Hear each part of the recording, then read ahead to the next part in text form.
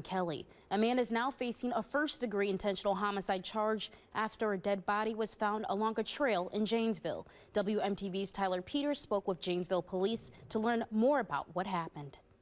We learned Janesville Police were called to the Peace Bike Trail in the Fisher Creek area on Wednesday. That's when they discovered a dead body.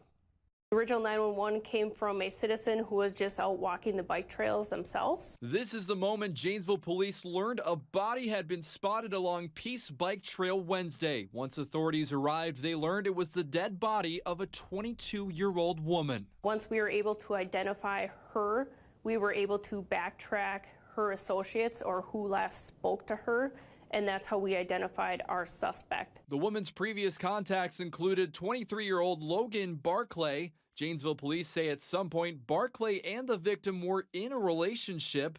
This led police to conducting a search warrant at Barclay's house. Janesville Police say the evidence they found inside is what led to his arrest.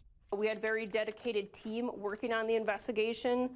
This was a good example of the partnerships and cooperation of how well our organization works together during these circumstances. GPD says no other suspects are believed to be involved. We wanted to express on behalf of the Janesville Police Department our condolences to the family, especially the friends and family who are affected. Janesville Police are adding extra patrols to the area for the time being. We do appreciate the cooperation we have received from the businesses and neighborhood or residents in that area. And we assure you that we will continue to make sure that area is safe.